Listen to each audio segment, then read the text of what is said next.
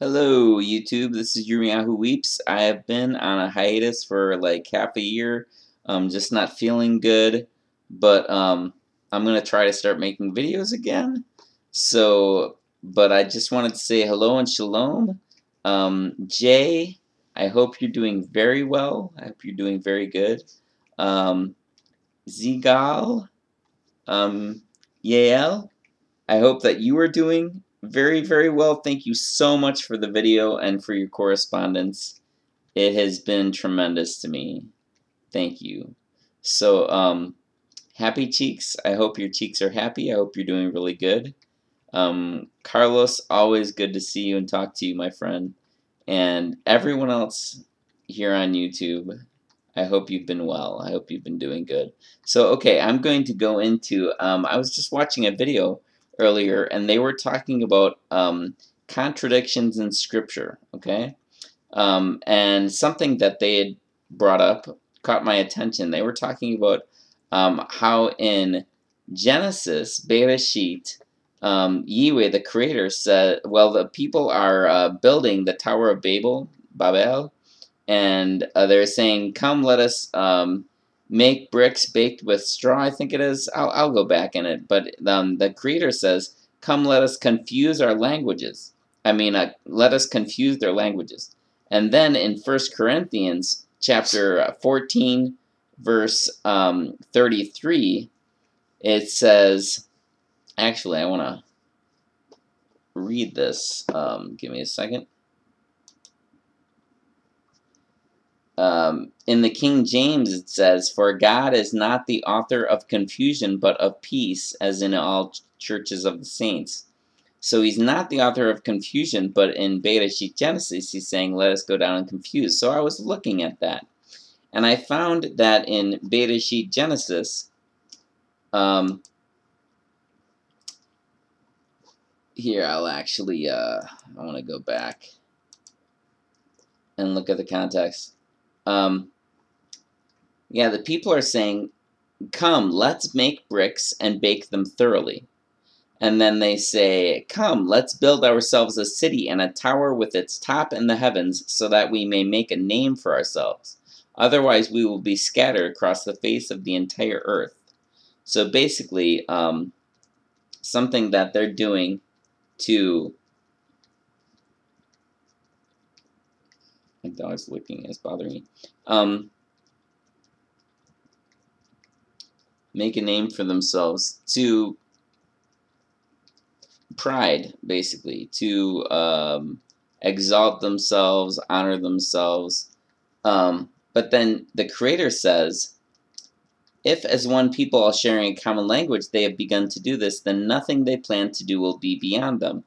Come, let's go down and confuse their language so they won't be able to understand each other. Now when it says confuse there, it is the Hebrew word balal, and means, it would mean to mingle, or to confuse, or to mix. So he's basically saying, basically saying that he's going to add variety to their languages. I was just talking with a friend who speaks English and Spanish. I only speak English. When he speaks English, I have no idea what he's saying. He knows what he's saying. He's making sense. It's just I don't know what he's saying. So when someone's speaking another language, they're making sense, especially to themselves and anybody else that speaks the language. They're making sense. So that's not confusion. It's just confusion to someone that doesn't understand it. But then in 1 Corinthians 14, 14:33, when it says the author of confusion, that the author is something they've added into the text. It's not there. So actually it says, for Yahweh of Elohim is not of confusion, but of shalom, wholeness, completeness.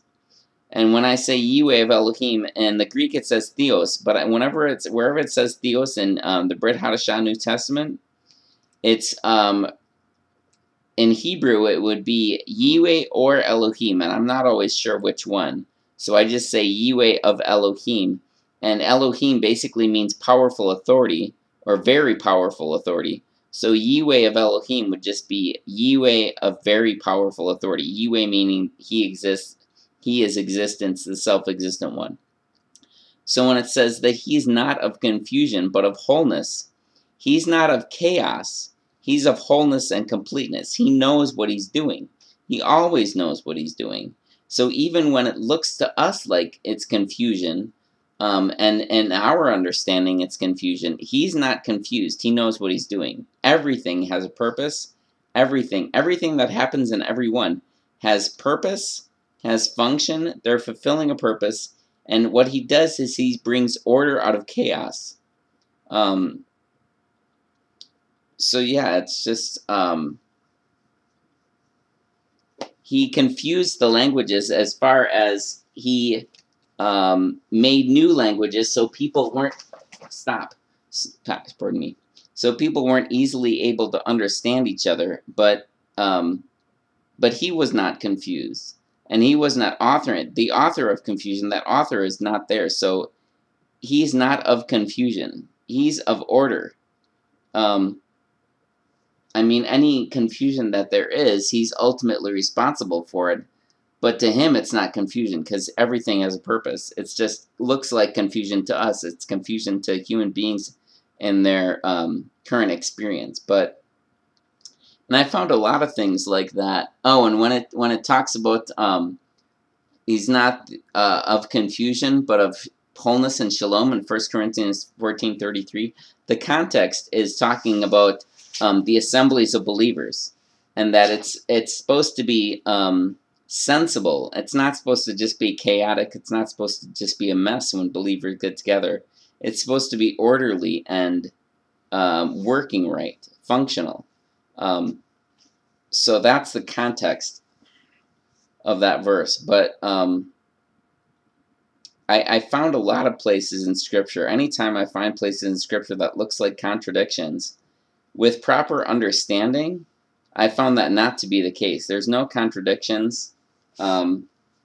There's just a matter of understanding and the right way to read it. I found that it's a very in-depth, Scripture is very in-depth and complex, and it needs the proper understanding, such as cultural understanding of what's going on in the culture. Like when it says slaves a lot of times in Scripture, it's not talking about slaves as most people understand it. It's talking about basically like a voluntary slave, like indentured servitude. It's something very different. It'd be more like the equivalent of modern-day employees, people that work for someone else. I mean, it's not exactly the same, it's a little different, but that's the closest. So anyways, I hope to be making more videos again soon. I've been feeling really not okay, and my mind is running down, so hopefully I can still be making sense, hopefully still coherent. But I appreciate everybody who's watched videos of mine, and if you would be interested, hopefully there will be more videos soon. So thank you, shalom. I hope everyone is doing very, very well, and I will talk to you later. Shalom, au revoir, dos virania, farewell.